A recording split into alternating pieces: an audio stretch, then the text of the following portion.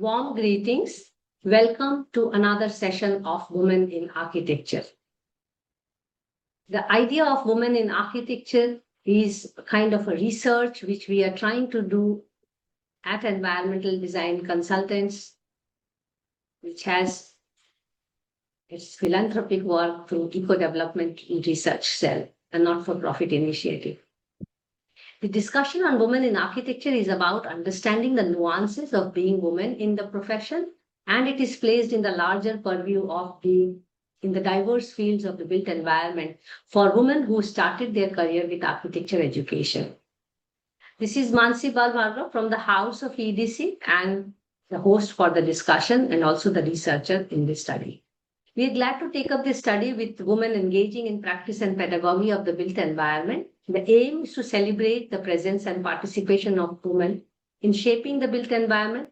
The objectives are to learn, document, and disseminate their biographical journey, who chose to practice research, education, arts, activism, and mix of many of these in a multi and transdisciplinary approach to chart the career path. Through the study, we wish to acknowledge and appreciate their contribution in the profession, but at the same time, bring forth the critical points that needs to be addressed at individual, institutional, and collective levels as what makes or breaks or tweaks the career of women architects in the country. The study allows to implicitly understand how women maneuver their lives to find their purpose of being in the profession. And explicitly, it is to build role models for the current and future generation of not only women, but everyone in the society. It's a call for action to realize the need for an equitable profession in order to advance towards an equitable and sustainable built environment.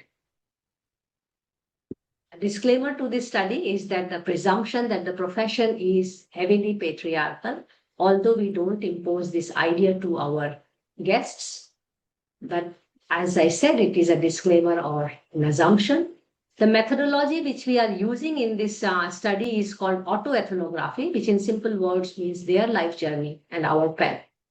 And it includes a semi-structured, open-ended interaction following developing a video series, which is already there. Nearly 70 videos are there in public domain, open access.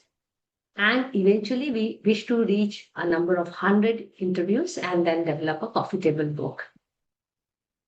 Today, we have Snehal Nagarsheth as our speaker and guest. And I look forward to her journey of life. And thank you so much, Snehal, for taking your time and agreeing to do this conversation. You will be surprised to know I have 90% failure of reaching out to people and getting the agreement. And just to bring to your notice that the conversation is about, frankly sharing the worries and wisdom by the woman, for the woman, of the woman in the built environment. And I have just disciplined it in a manner that it looks like a master class. We are in season 4, hoping to close 100 by season 5, hopefully, because we also take time out to write and just put things together before we lose all the information. Before I invite you for a brief biography of yours so that we can set it aside and then talk about Snehal, the girl, the woman we would like to know more. Snehal Nagarsheth is an architect and urban designer with engagement in academia for over 3 decades. Her academic journey began in 1994 at CEPT University at the School of Interior Design and School of Architecture. And she has been there. I think I have seen her ever since I have come to Ahmedabad, to be honest. But from 2019 and 2025, she was also actively involved. And then she also got into many schools of architecture, including recently she was with Anantya National University as Dean of School of Architecture. She has nurtured over the years a culture of experimentation, reflection, and creative exploration among students. Her research interests focus on relationship between people, memory, and domestic space. And I must also share that I have seen her for so many long years, and it is really a privilege. I hope I do justice to this conversation. We have not had an opportunity to know each other in person, because you come to that class of my teachers. But having said, it's an equal playground for us today. How are you doing, Snehal? Are we? Thank you so much, Mansee. It is indeed a session that I have never really acknowledged the fact that I've been a woman in practice. So it's a little quintessentially difficult, at the same time interesting, because I acknowledge that I'm a woman in practice. So it is interesting. So thank you so much for inviting me here. And I've generally avoided this label, but it's nice to be part of your inquiry. Thank you so much. And you put a disclaimer from your end also, which makes it quite interesting as a conversation. And this is what is research about, to learn different viewpoints, you know. So I would like to now start the conversation by taking you back to yesteryears of your life, to your school time, high school time. What was the setting among in your family, in your friends and acquaintances, which probably brought you to architecture education? You are a SEPT bacha or alumna in that sense as well. What was it? So, actually, it was coincidental. I was good at drawing, and as usual, we kind of think that since one knows how to draw, maybe one will know how to do architecture. Nobody in my family belonged to this particular field. In fact, everybody was into business. So I'm the first professional in some sense. And so I got into architecture primarily because I was not very good at other things. So, I mean, it was one of those things that I would either do architecture or I would be doing something in genetic engineering, which was my interest as well. So I kind of said, no, I will do architecture. And I had only applied at SEPT and nowhere else. And I was lucky to get in, I must say. Fortunate, really, to kind of get It into was a big thing those days to get Yes. into SEPT. It's still. So it was really fantastic. In fact, in my batch, we were 9 girls, which was spectacular because in a batch of 30, we were 9. That is 1 in 3, which was in those days not common. Now, of course, with all my students, I see it's a ratio of 50-50. Sometimes it's 60-40 with girls to boys. So it was really fantastic to be in that school, which was, I came from an all girls school to a place which had largely males. And only my 11th and 12th, I think I was with a co-education. So it was interesting in some sense, but it was also very nice. The place was such a family because it was so small. We were only 30 that we would get in.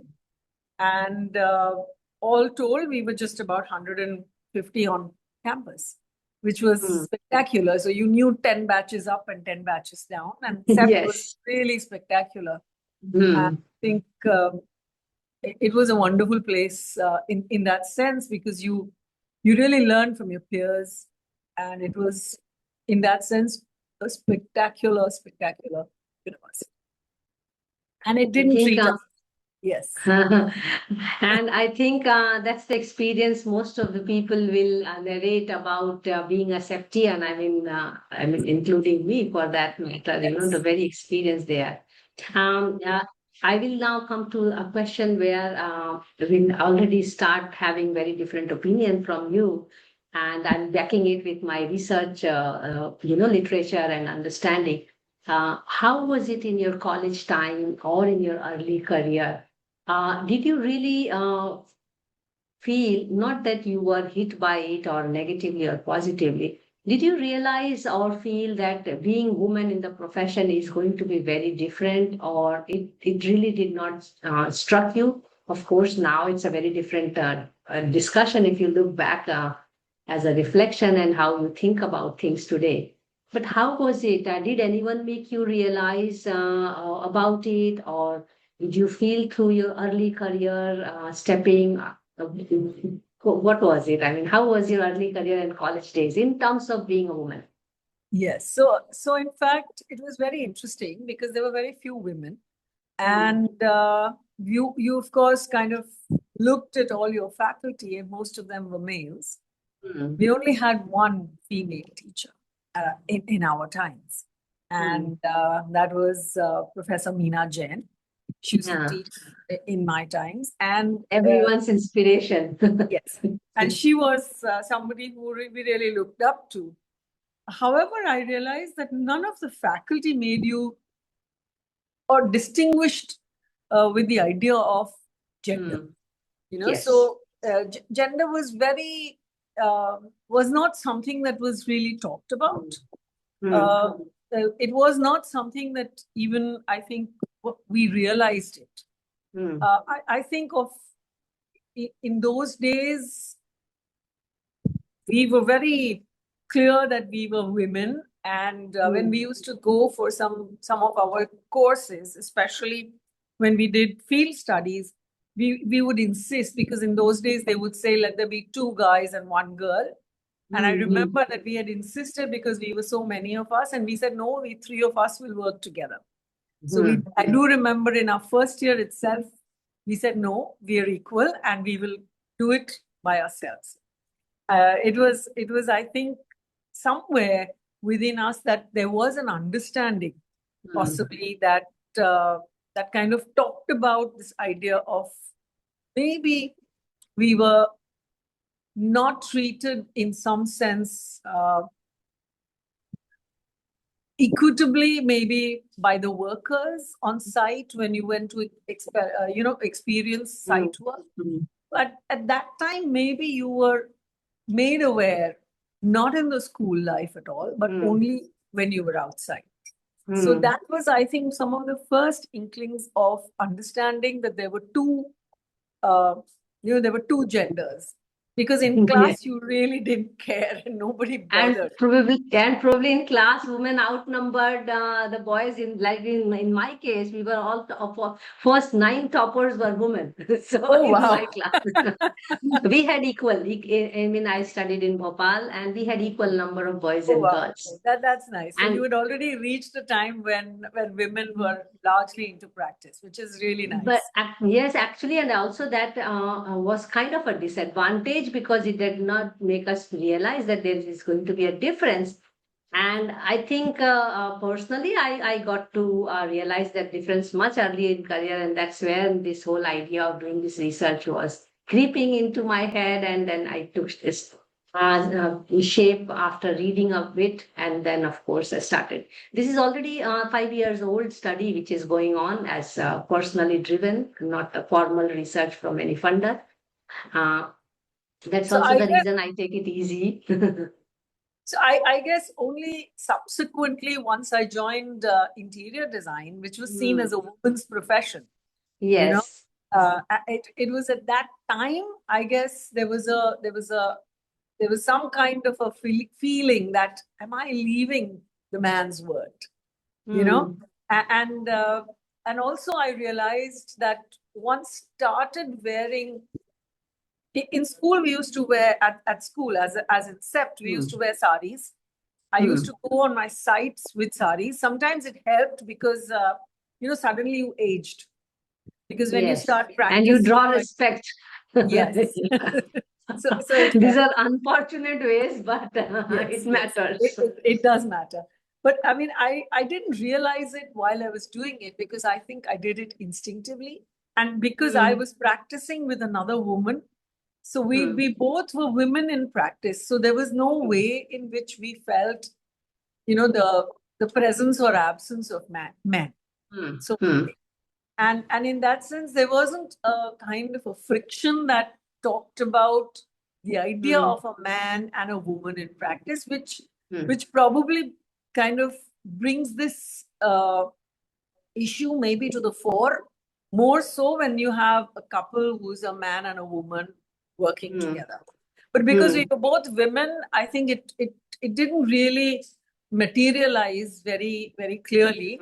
Till the fact when I read an article, when I realized that one started wearing clothes which were, you wore trousers, you wore jeans, you started wearing no color, you started doing things, especially till you were about 40, when you don't want to present yourself as a woman, really, very female oriented you didn't want to. On site, you would wear clothes which were a sari or something because you knew that the workers respected you because of that. So it was an interesting thing that happened instinctively, not with an idea of knowledge of it. It was subsequently that I realized that, oh, this is what is happening.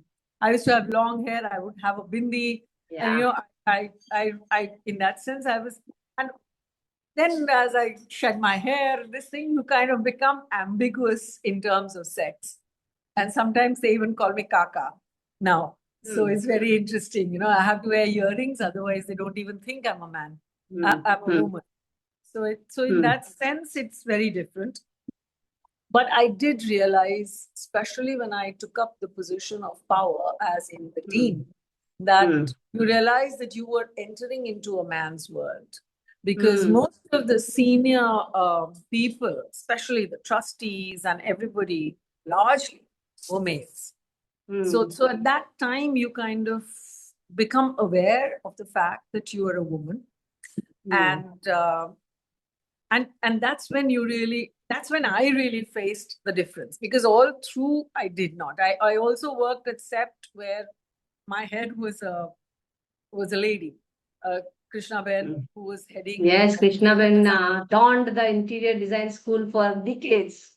So she used to run it, and hence you didn't really come across this gender divide that occurs so spectacularly in maybe in couples who are architects and or people who practice a lot with other men. So that did not occur. And because we were first generation architects, I don't think we had a lot of a lot of consultants. So that kind of made it simpler for us, because we were first generation architects. We used to take it on and we would say we'll do it, and we would just do it ourselves, not realizing that many times we would be actually even doing the engineer's work and taking up those roles. But I think we were pretty naive. I think in some sense, when I look back, I'm pretty unaware of the fact that we were women, and we were not really trying to, today's girls, when I see, they're very aware of the fact that they're a woman in practice, and that I don't think we ever kind of encountered in both of me and my partner Falguni Desai. Neither of us really kind of talked about it or even discussed it. So I think in that sense, we were fortunate that we were both women, and we somewhere didn't want to talk about it as, as a gendered perspective. We wanted to talk about it as young architects, first generation architects. So those were things that we were facing, not the fact that we were women so much, but the fact that we were first generation architects, that we were, not really aware of many of the things that architectural practice would focus on, and we were young. Subsequently, I moved to academics, which kind of brought in a very different flavor in my understanding. Though I was one of the first, besides Krishna Ben, I was the only woman teaching there who was also practicing. And I think at some level, my practice was also challenging some of the norms. I mean, I was fortunate that I did not have to work for somebody, really. Yes. And I think somewhere I made the choice that we will work by ourselves. It wasn't a very successful practice in the sense of making money, but I think we were very happy in what we were doing. And we were exploring boundaries. We were pushing boundaries, both in design and in techniques. In terms of what we believed in and what we were doing. Because our first house itself was looking at reuse. So we had gone to Alang and bought material from there and came back. And that was way back in 1989. And our first house, we said we will not use any concrete. And we kind of were lucky to find this client who kind of allowed us to do that. And we did the work, and I think it was it was really good fun doing work which allowed us the liberty to kind of, in some sense, push boundaries of architecture and sort of expression that we were trying to. So I think there, I think I was fortunate. I would think that I must say I was fortunate. My parents were really very, very helpful. So actually, when I'm doing these conversations, I am also very much aware that I am actually reaching out to all of you with a bias that we are the privileged lot, not only by education, but also the kind of career we could make out of choices. And as you very well put, you were happy, the level of content we could create in the space, in the profession, and the meaningfulness about our own contribution. That way, we are definitely privileged. And you actually posed few points which are also my forthcoming questions as well. So I will take them one by one. And often women, again, unknowingly, like we are unknowingly, taking steps to establish ourselves. Just wearing sari is one of the example, but unknowingly, again, we tend to carry the superwoman syndrome, as I call it, with putting our personal life, professional life, passion together and try to do best in all. And again, we are among those fortunate people who either learn the art of bringing them together and enjoying it, or coming to some kind of understanding and accommodation, and I call it the mantra of life, to really sail through. What's Snehal's mantra of life? I think I'm a wanderer. I kind of get into things without really understanding. And I think I'm blessed that once I've stepped into it, I kind of wade my way through. So I have not really pursued,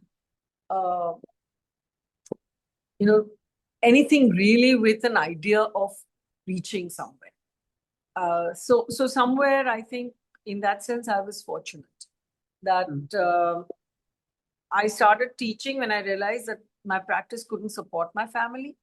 So it wasn't enough. And I started hence, supplementing it with the idea of teaching. I was, in fact, a little unsure when I started teaching, and I was fortunate to teach with my teacher. And I think I told him, I said, if you feel that I'm not good, please let me know, because I don't want to be doing something just because I need to. So I was, and I think the first semester taught me a lot. First semester of teaching that I did made me realize the kind of difference that you have in practice and teaching, which was really very interesting, because in practice I'm the boss, and yes. I'm also somebody who is being questioned by my clients and workers and others. In teaching, I was a super boss, in some sense, because the students were completely at a mercy of the teacher in some sense. So I didn't realize it for quite many years, but then once you do practice and this both together is when you realize, that you can see. That there is this kind of a situation. So I always used to tell my students, because I think I was very fortunate to have students who would tell me, that's Snehal, I think you're crossing the line. And so I think in that sense, it was really nice. And many of them became great friends. And I think because I had a small practice, but I used to work from home. So they would come home and they were great. It was really very, very nice to have young people question you, talk with you. And I think those were things that I really, really enjoyed. Then when you mature as a teacher, you kind of formulate methods of teaching, which is in some sense unfortunate, because then you explore less. Mm. But I think you're also clearer about what you want out of teaching Mm. and Mm. how you influence. I think one influenced the students unknowingly by the fact that one would not bend in practice. Mm. So, if you didn't agree with something, I would say, sorry, I don't think I can work with you. So I would refuse the client, saying, no, I don't think I will. And that also probably pressured my students, because they realized that I would not bend. Mm. And I think somewhere,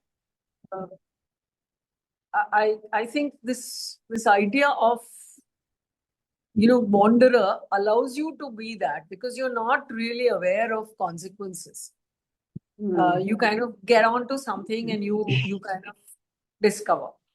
So there were times when we would have to really struggle and have a real tight budget at home, and there were times when we would have plenty. So that is how it kind of progressed. So it was interesting in some sense. That's how practice is in architecture, I mean, you have to plan things very differently. That brings me to a question on,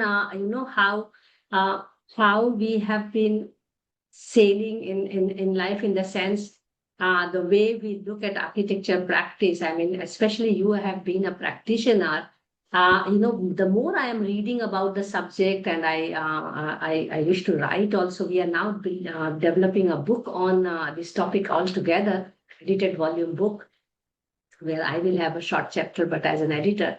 And the more I am seeing it, I realize that somewhere we have to think beyond our own profession and look at the mass or society at large, how women have fared in the profession. And uh, and then when we grew up, we had these inspirations, these role models who are all men, again unconsciously not realizing the gender issue. Um, I like to know from you, where do women fall short of becoming famous, in the sense that we have role models? I mean, I will say this, and again, I try to defend my questions every time I'm asking these. When I grew up, I really looked up to Didi Contractor, and my vocabulary of famous woman architect would full stop at Didi Contractor, because I never liked Zaha Hadid's work. Because again, the question for me was more than women in architecture, but more about masculinity and femininity in architecture. And more I read, I find that many women at our time, I mean, I'm considering you myself as a second generation, if you are first generation, we had a tendency to follow our role models and indirectly get into the shoes of masculinity in architecture. Do you also feel like that? And a very simple reason for, again, I would like to give from your experience and your biography, that the society is very conveniently endorsing women as interior designers and still struggling to accept women as urban designers, architects, and planners in practice. What's your take on it? I do agree that we kind of unknowingly get into this masculine world and actually start modeling ourselves in that Yes. So fashion. successful women are masculine to some extent. So you start smoking to get acceptance somewhere, and I've seen a lot of that Start happen. talking cricket, automobile, very simple, unknown gestures. There is a certain sense of losing out the gender situation. So you kind of lose your femininity, or at least you don't acknowledge it. At least while you're in practice, and you wish to be strong. So the idea of of a certain strength that you wish to have is of course emerges from the practitioners that you studied, and we only studied males because there were no women that, in at least in my time, like you do have now the idea of I'm sorry, there is some sound. Is it bothering you? No, not for the recording sake. No, no problem. So there was this idea of the currently you suddenly have this awareness that there were no women, not even in the art. So not just Hmm. architecture, but even in Yeah, art. yeah, yeah, many field. So you have I'm doing similar work on women in the water. Same story. scientists. So you realize that you were modeling your life largely, which was driven by men. Hmm. And I don't think in India at that time we were very aware of uh, Hmm. this this notion of Hmm. the difference, or Hmm. at least even if it was there, you kind of suppress Hmm. it. Hmm. That I think was certainly something that you were unknowingly doing. You were not Hmm. really aware of it, and I Hmm. don't think you, because we were two women practicing, it wasn't even in aware part of our practice. Hmm. Many times, I guess it would be part of a practice if there was a man and a woman there. Hmm. But I think because we were both women, it is not so evident. But I did realize that uh, we didn't get good big jobs. So Hmm. we ended up looking at smaller jobs. Hmm. The trust factor was a little less. Hmm. Uh, Also, probably we didn't build it in some sense, Hmm. because we were not so aware.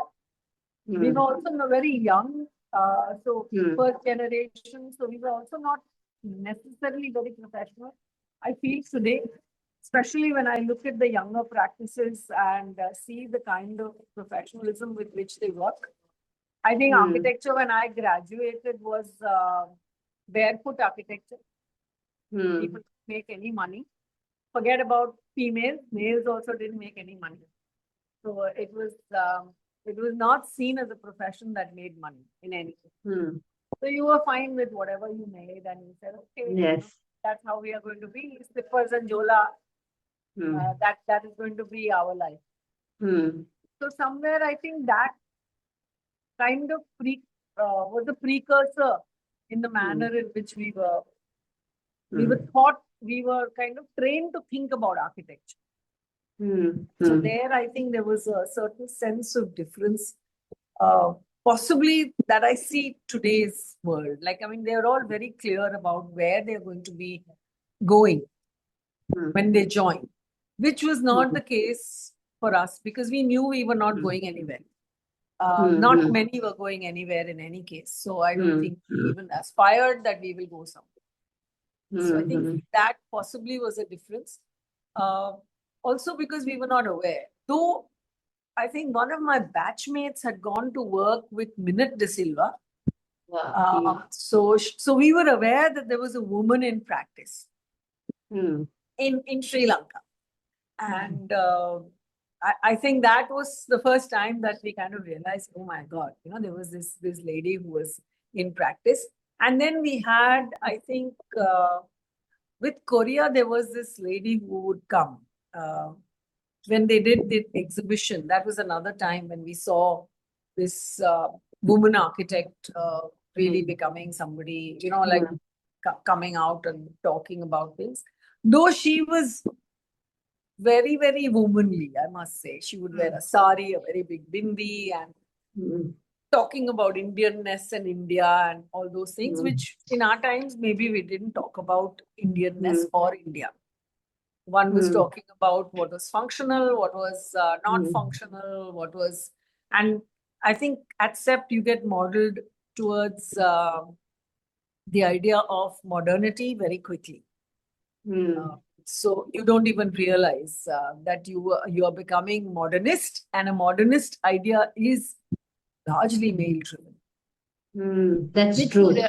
which you realize much later in life that the Hmm. idea of leaving out all the ornamentation, everything that was so-called the flourishes out of the practice, uh, was to actually also talk about, in some sense, a very man's way of looking at the world, Hmm. Hmm. Absolutely. where any embellishment was seen as extra. Hmm. And those were things that I think some passing comment of those kinds would be registered. I think. Absolutely. Yeah. What do you think if now gender is taught in architecture? Now it is part of the curriculum. And I recall 5 years ago, I was interviewed by a student as a final year project. And after she interviewed and published and everything, actually she was denied to do her undergraduate thesis on women in architecture because it is not an architecture subject. So we have a very defined subject where you have to build. So it's building oriented. But do you think there would be difference in the way we deal with architecture if women, not as a woman professional, but architecture for women is going to be different if it was taught in our time? I mean, I see the whole effort in this research is to change the idea today that we have to have architecture for women and children. And I'm saying to do that, the first step is to have women for architecture, you know. So that's important, Maybe it's not a direct formula that if you have more women, the issue is addressed. But do you think that having this subject in architecture education will also change the way design will be looked at? It will also change the way gender and generation both will be looked at. I don't know, for instance, something like that will change. I think we have become more open in the manner in which we are looking at architecture today. So, so I do feel that even men are looking at it differently, not just women. Absolutely. So I think somewhere I do sense that there is a shift from this monocultural situation that we were in, which was modernist architects. I think there has been a shift. Masculine also. Yes. So modernist being masculine, I don't think the idea of the idea of modernism also comes from a very purist position.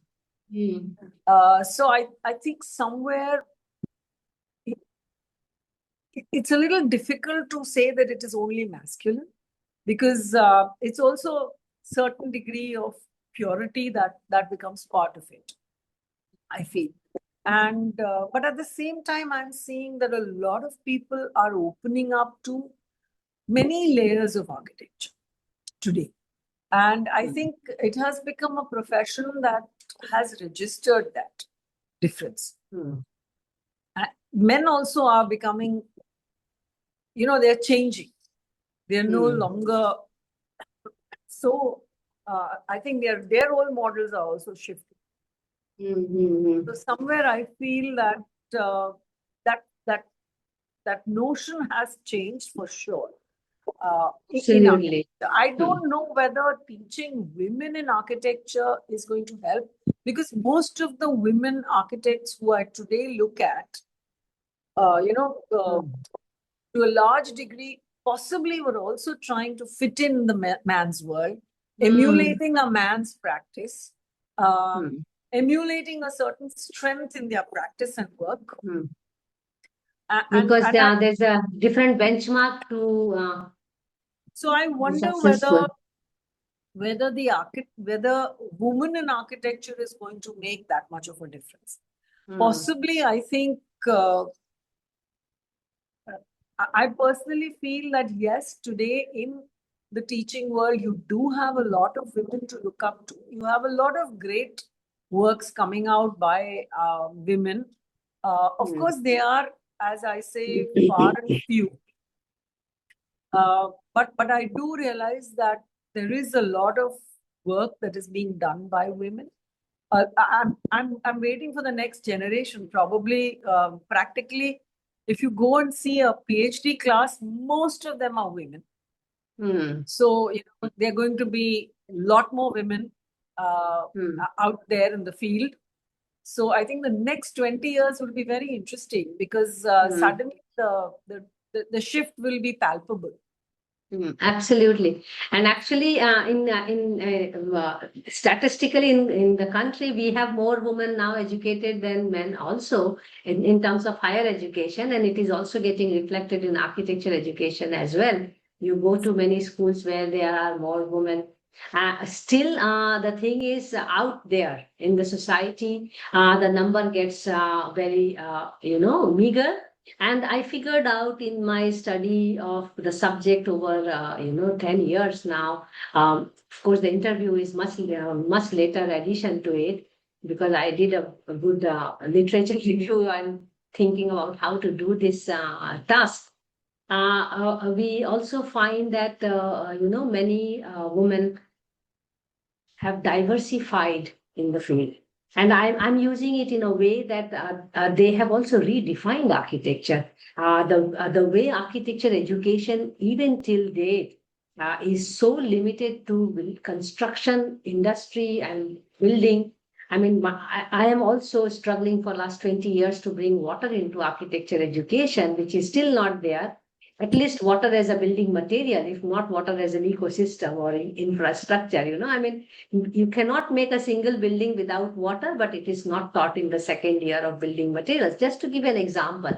So when I am listening to all of you in the last 70 interactions and reading, I realize many women who chose to diversify or, expand the scope of architecture are also falling out of the so-called architects, for example. And importantly, a large section of women choose to be in academics. And they also are kind of excluded in counting successful women. This is something very logical way of analyzing what I get from the data. Having said that, I still miss having many role models. And 5 years ago, when I looked at the data, even for women leadership, let's say in academics, there were not even 10% women who are heading the institutions. So we never had Council of Architecture led by women so far. Institute of Town Planners led by women so far, so on and so forth. And I kind of cannot escape from not linking with the fact that there are not many women famous architects. I mean, I think they are interlinked. I agree. And whatever we have been talking so far, I would still like to dig this question further with you. What do you think is the reason why women are not in the top chart of women architects? I mean, in the list of profession. And this gets still murkier when I look at majority male famous architects or who are famous both by work and by money, big names, big offices, their counterpart who is an unknown, invisible person, is also from the same profession, same qualification, and sometimes even more qualified, and probably running the whole show. And still, the identity issue, the money issue, the fame issue is unfair to them. What's your take on this? I mean, that is how I am seeing why we don't see many women, despite that there are women there. I think largely it is, if I read correctly, it's a societal problem. Both ways, that the fact that the woman even accepts it, and also the man very nonchalantly takes that lead. It's normalized. Yes, it's a normal, and it's not just in India. It's all over. Everywhere. Yeah. I mean, this is an issue everywhere. Is an issue, and it is a social issue. It is not so much, and I think it's driven into society for such a long time that in partnerships which are where the woman says something, she's seen as aggressive. So generally, I think societally it is the norm, and it becomes a normative position to kind of take the second position, so to say. In practices, you do have people, together, working together, but it is generally allocated towards the male. The practice will be seen from the perspective of the male. And I don't think it is a problem just in architecture, sorry, but I think it is everywhere. It's in many fields. As I said, I It's am in many doing fields. the similar I see learning from sometimes. Women in Water. Yeah, it is there in almost all fields, and that is why I felt that in architecture, when it was seen as women in architecture, I kind of did not kind of accept it so much so, because I felt that it was pan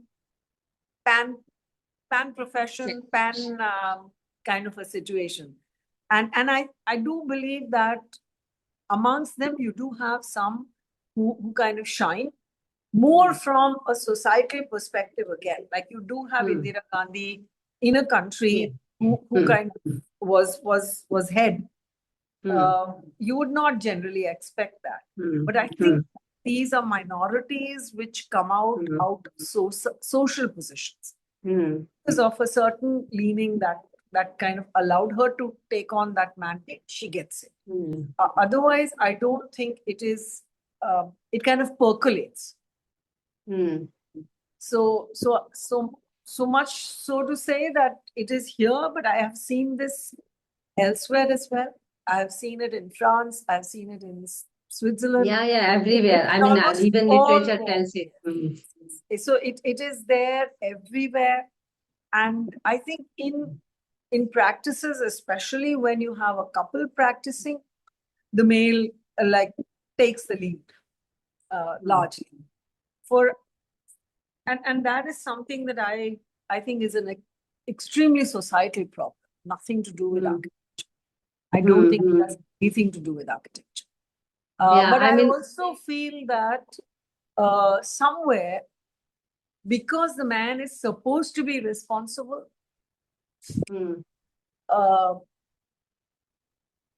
he takes more risks. And the more risks that you take, more responsibility that you take, you feel it is yours. You know, so somewhere that imbalance, which is societal, kind of emerges in architecture as well, and in practice as well. When they have two separate practices, it is fine. But even then, I feel that the male kind of reaches out to larger projects, more public projects, more larger scale projects, more number of projects. And by the sheer more in everything, they seem to supersede in practice as much as in other things. Not so much in academics, because I think there I'm seeing more and more the trend of the woman taking over. Yes. And somewhere I also feel that it is almost seen as though it is a woman's place, because it's not on the site, Yeah, it's not on this. Absolutely. It's also in schools, you see more women teachers, and women may use certain reasons to reside there. So there I don't know whether I feel very happy about it or not, but I'm waiting for a change that might be seen maybe next 20 years down the line, because I think just like we were taught by a lot of men, maybe there will be this difference that the women will be taught by a lot of women. So it'll be interesting. But I do see that building construction largely is not taught by women. And I find that a little sad. Yeah. Yes, because I know what you mean. It's like the hardscape and softscape of architecture. So I think when I started teaching at Anant, after 1 year of teaching, I said, okay, I'm going to teach building construction, because I think what y'all are doing is what we did in school. So we need to relook at this whole idea of building construction, and I teach building construction. Just to also, it is seen as not the important part in architecture. The Mm, concept is seen as much bigger, larger, while yes. construction is seen to Building be material, construction, they take the Yes. backstage, which is unfortunate. which is unfortunate. So I think even there, it has got nothing to do with the male and this, but it is also somewhere seen as one which is seen as the more intellectual and more aspirational, while the other which is subservient to that aspiration that you want. So I think it's in that sense, yeah, it is also, it drives home a certain rationality and a certain understanding, which is unfortunate that I think and sometimes you have, unfortunately, women who are teaching building construction, teaching it like a book, like a book knowledge.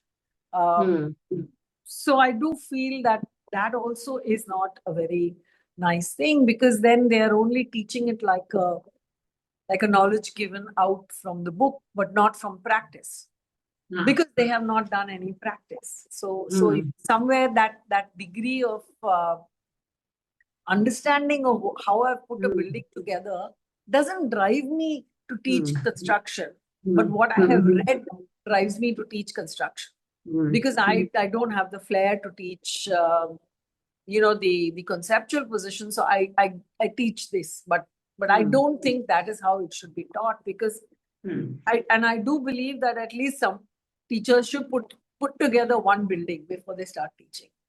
Absolutely, I think that should be. One building is good, but at least one, because then there is an understanding of what all goes into the building.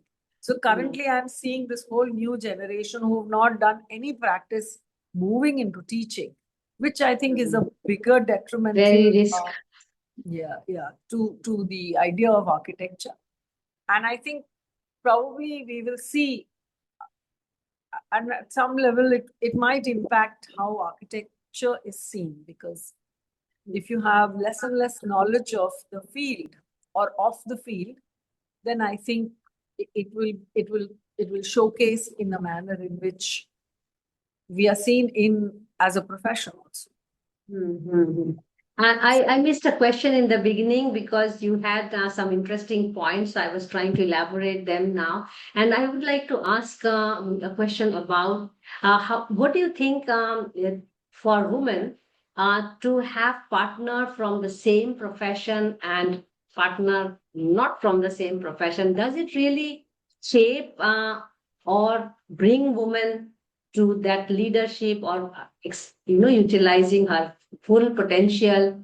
Do you see, not only from your experience, but also from your acquaintances? We touched upon it very briefly, but because it's part of also discussion, and this discussion comes very stronger, and this is a point I must also share with you why I was convinced to take up this study more seriously than thinking as a youth.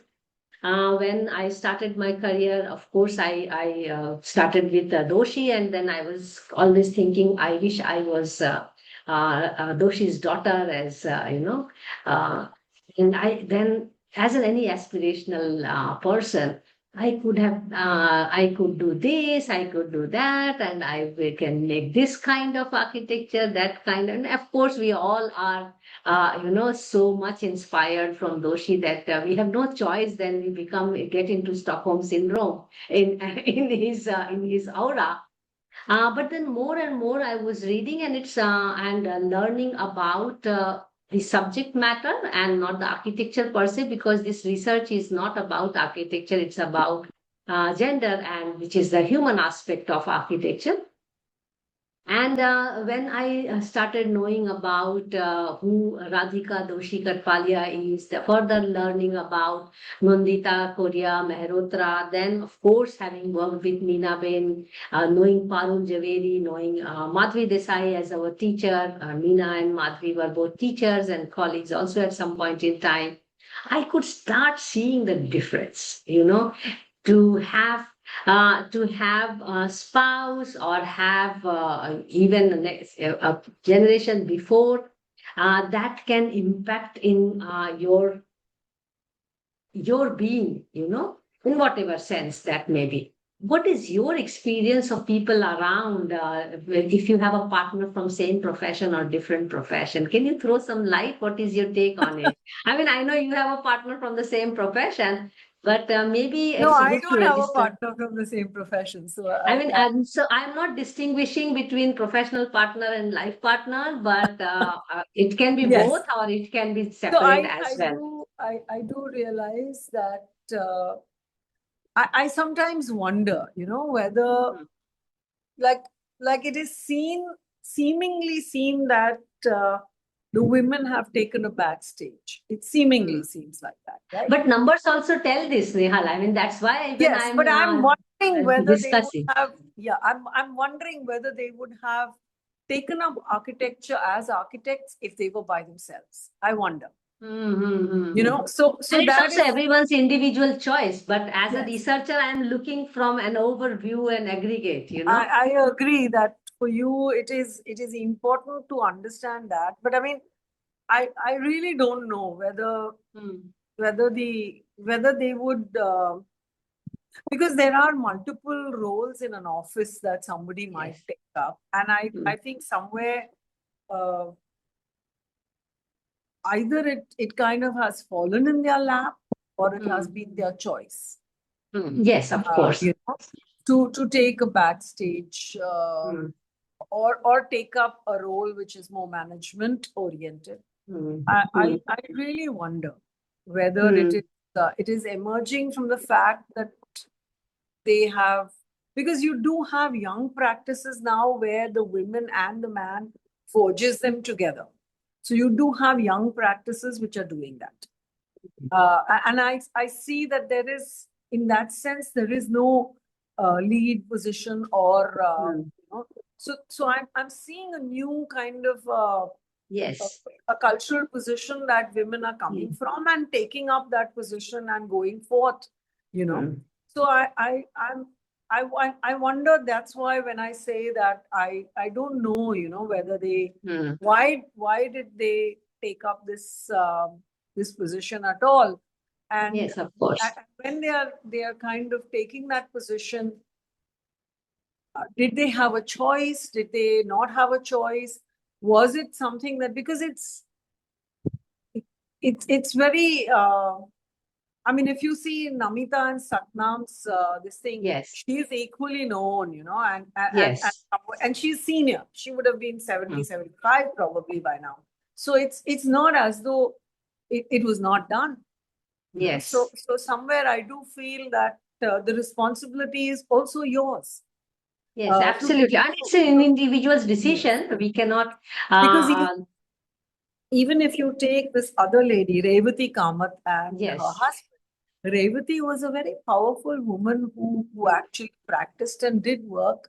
And her Mm. husband or her partner was an architect. Mm. Satnam and her, again, he was an architect. So Mm. I wonder, whether or not it was something that is emerging out Mm. of personalities, or is it emerging out of the fact that they were same same profession partners and they've taken a second position, or have taken a role which they felt was more comfortable to themselves also. So one Mm. wonders those kinds of things, that Yeah, every case will be case based. yes, it might, and the kind of compromises or adjustments that people have done, we really don't know whether they are Absolutely. adjustments that have come from the fact that they are more comfortable doing that kind of a role, be it be it architecture or be it the other one. So there I Mm. feel that it could be that like if you take in the case of me and Falguni is far more rational than I am, Mm. and she has struggled and remained in the practice, and I really appreciate her for doing that, while I kind of moved into academics and practice, and I'm doing Mm. very very little amount of practice really, while Mm. she's actually taking it in More in into prep. yes, Yeah. yes. So like with two women, we've taken different paths. Mm. So I sometimes think that it is possible that they would have probably uh, worked in somebody's office also. I don't know. Mm. That's know, true. That's true. so I wonder whether it is the partners or whether it is personal It's very choice. individual case-based situation. I That have brings a me. yes. Go ahead, please. No, no, tell me. So I was just saying that that's why I sometimes wonder whether, you know, same profession or other, potentially other professions would have given them a better space or maybe would have marginalized them completely. I don't know. So Yeah. I want, you know. Yeah, I am also unaware, and this is kind of a discussion we are getting into. That brings me to the penultimate question. And you have to imagine a scenario, maybe in the past or in future. It is just a scenario, not that I wish to that the society achieves that scenario, but it is more to understand how architecture would look. Imagine a country which has all famous architects, all big projects are done by women. Oh, And I'd love to do. I'd love to be there, and I'd love to do in a that space, project. how do you think our cities and communities will look then? It's the only architecture question I have actually. I mean, Yeah. because it's kind of an implicit, urge that would society look different? Would the cities look different? Buildings look different? If not, and then of course it's a finding itself. Yes, possibly yes. I would say there would be a certain degree of difference, but I have never really seen my practice from a woman's perspective. I Yeah, mean, honestly, that's fair enough. Yeah. yes. So I'm wondering because when I do work, I realize that I don't necessarily make it user friendly. So Mhm. this whole perspective that because it's a woman, it's going to be user friendly has not been something that has been my prime way of working. I've seen many men better at it than I am. Mhm. So I do things which sometimes I feel, oh, it looks so nice, let me just do it. So Mhm. I do come from that position, and I do feel that societies adjust to and mankind adjusts to what is offered. Uh, Mhm. because otherwise we would not be there as Eskimos and in Saharas. Mhm. When we look at our race, we are seeing them all over, and we've Mhm. adjusted all over. So Mhm. I do feel that I wonder whether it would it be any different is the kind of question that sometimes I wonder. Mhm. And what would be that nature of difference? I Yes, really I'm wonder. keen to know that. Yes, Because but I I wonder respect whether, your yeah, response. Mm. I really wonder whether there would be, because I have not seen a very, uh, very womanly, I don't know where is that difference, honestly. So Mhm. somewhere I feel that would we have been more caring? Was I more caring to my daughter than maybe my husband would have been? I don't know really. Because I took both roles. I took the role of being a man and a woman because I single handedly brought up my child.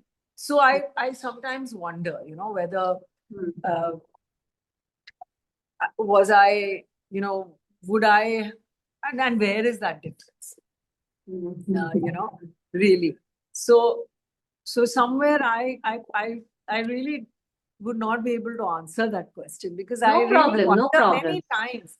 I sometimes wonder many times that is there a difference? Would I have responded differently if I was man?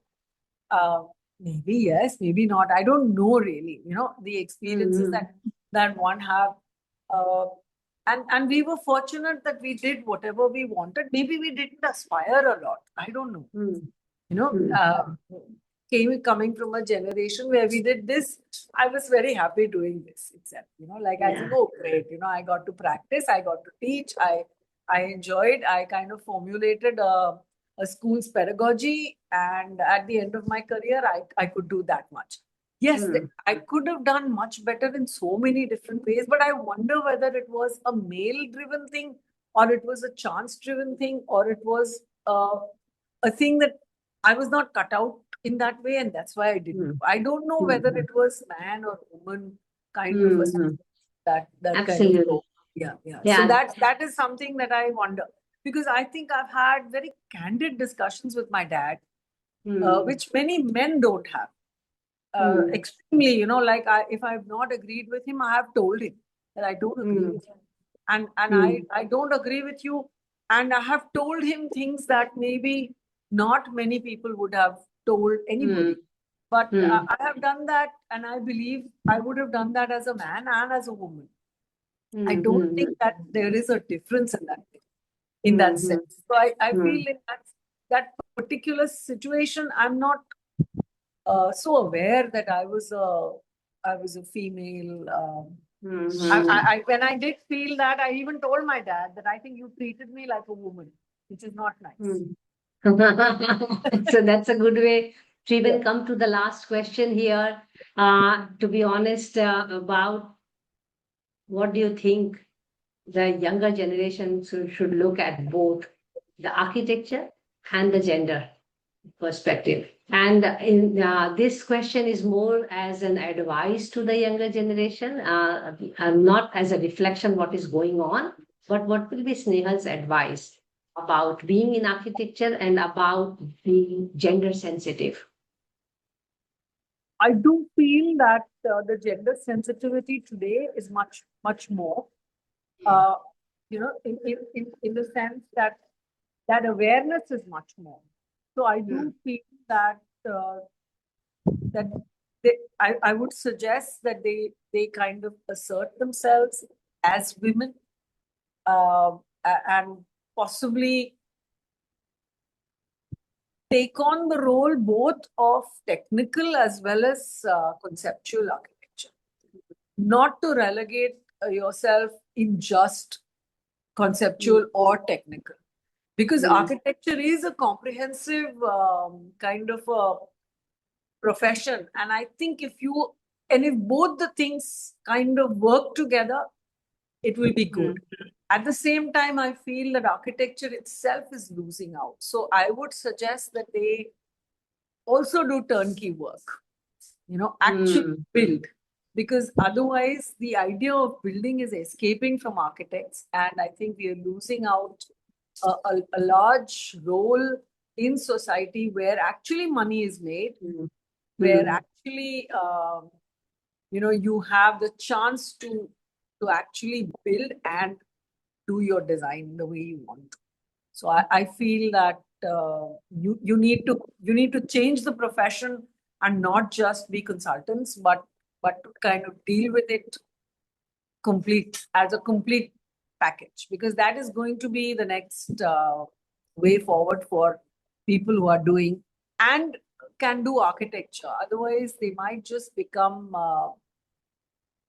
people who will be driving, you know, strange needs of society.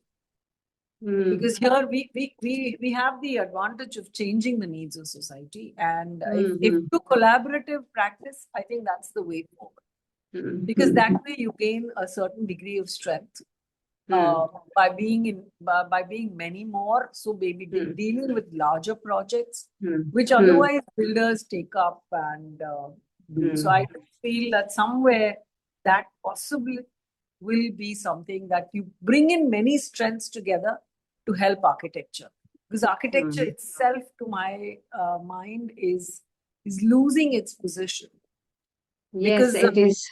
She because of has serious elitism. deficiency in the profession.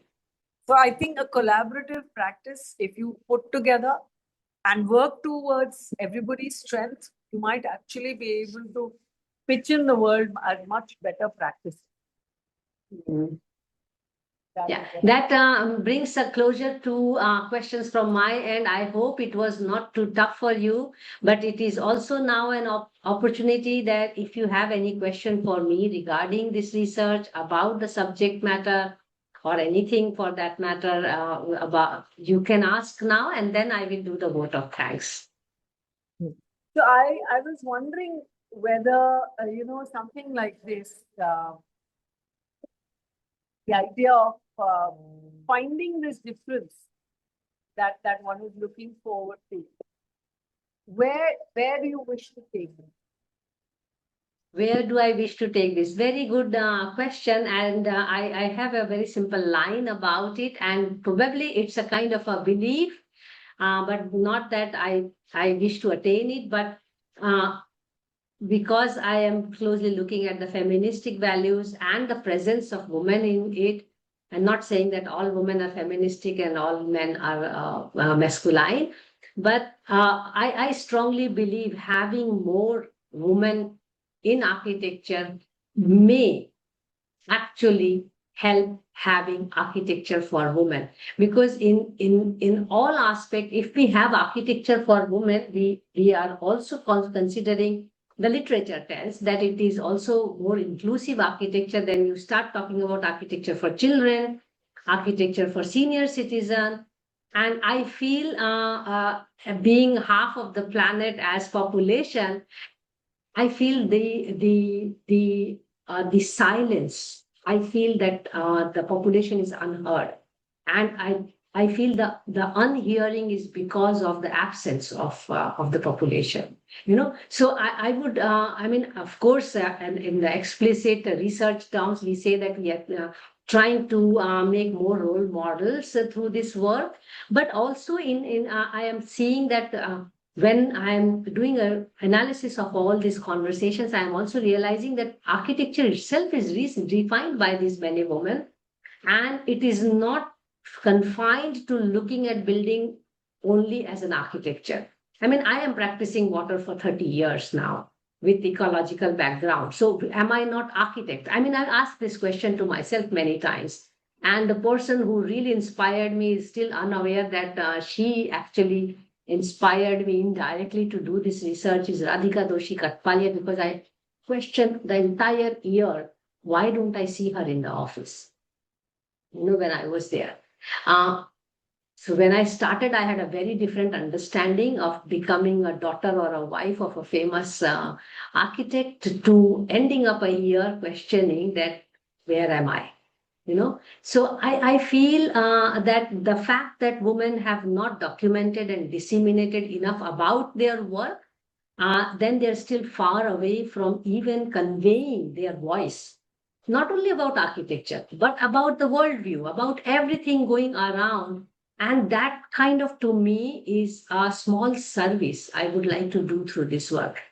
Because people who are having their own career in a very nice way, it's absolutely good. But not touching an important aspect of society, I feel, is some kind of a gap. And if I can be really using hard word, it's also a disservice to the society, because then we are not allowing a future generation of that population to think it as a normal. The fact that everything which is happening is normal when it is male satisfying. Very simple, toilets. Toilets, kitchen. We still design kitchen with the male anthropometrics, despite the fact that the society is patriarchal and women will end up in the kitchen. I mean, so these are certain things I want to raise in the society and in the community. And to be honest, in future, I mean, I would like to live a day when we don't have to talk about women in architecture. We don't have to talk about gender, which you have already attained in your life. And unfortunately, I am unable to escape that stage in my life, because at the end of it, architecture profession is gender less or gender neutral, as you may put it. And I do wish to hope that there will be a day when we don't have to talk about it, and we are already seeing a transition. And I feel this research is a small step towards attaining that goal, if not everything and anything out of it, but just from our end, that we are doing our bit to contribute to bridging that gap where everything about man is normal, and anything done specially for women is made like this is an architecture for women. And I had this question actually all my early career about sustainable architecture as well. Why we have to talk about that this building is sustainable? and not every building should be Every sustainable. day. It's a narrative, and even it was done like a narrative in the college, that this studio is about sustainable architecture. Likewise, I feel that if we were We taught didn't have about that. women, In our time, no, sustainability we was did not not have it. discussed. Now Every environment is building, part of yeah, it, every building sustainability is had part to of be. it. And So so I that think, is where as an educator so like I'm you, I wonder, also feel that if so we I'm, were taught about women and children, probably the architecture will be also thinking about them as users, because right now our normalized user is a man. And this is that where I I feel, agree. and that That is I where I agree. feel But that I'm having just more women, wondering. at least I will think about me in the building. Go ahead. See, I'm actually wondering that when we kind of put across this whole idea that Hmm. this is the architecture for women, and I wonder whether there is that kind of a difference. Is one thing that I wonder, because in some respects, yes, toilets is one thing that I think of the most when I think of architecture for women, because that is one aspect that is felt largely, Hmm. and it's something that you address Hmm. all the time. So, Hmm. so there I do feel that that is there. But I wonder whether, when we will make it so specific, will it Hmm. hence uh, remove a certain kind of sense also? Somewhere I feel, I'm Hmm. wondering. I So have no answer to it, but it is just the antithesis I am using. because I'm just Public thinking, space, for that matter, you have no, toilets in public because space. because otherwise it might just become a tick box like sustainability. That is my fear. Absolutely. That is my Absolutely. And I only think fear. that bias, That yeah, that bias that remains in this research as well. I mean, I completely agree on that, that every research is not free of bias. And the fact that I use two strong assumptions that it is a male dominated profession, by numbers also it tells that. And also that having more women will make women for architecture, or do we really need women for architecture? Sorry, architecture for women itself is a question. But having said that, I am also very much aware that having more women may not engender the profession, let alone make architecture more equitable, as we call, for women, for children, for senior citizens. That is not proven scientifically, and I don't think even our research is going to be in a position to prove that. It is just like one stepping stone towards raising more questions to these kind of situations. And the questions are more, I feel, deeper about the feministic values or masculinity in architecture. And it's a natural link we make, but it is again a bias in the research. But the more I'm interacting with enlightened people like you, I'm realizing not only the need for this kind of research, I will say, but also the deep contribution women are making in one, in engendering unknowingly or knowingly in the profession and practice, but also trying to delimit the way architecture is confined to making beautiful looking buildings, but there is much more than that. Thank you so much, Snehal, thank for you, this enlightening interaction. May you remain thank you. inspiration, and it's really grateful to have learned. I enjoyed this conversation, and I wish you all the best for your endeavors. At Thanks. Women in Architecture, we will continue with more conversations, and I shall connect with you outside this conversation to find Yeah, out more women who will be willing to speak with us. Thank you so much, Snehal. Take thanks. care.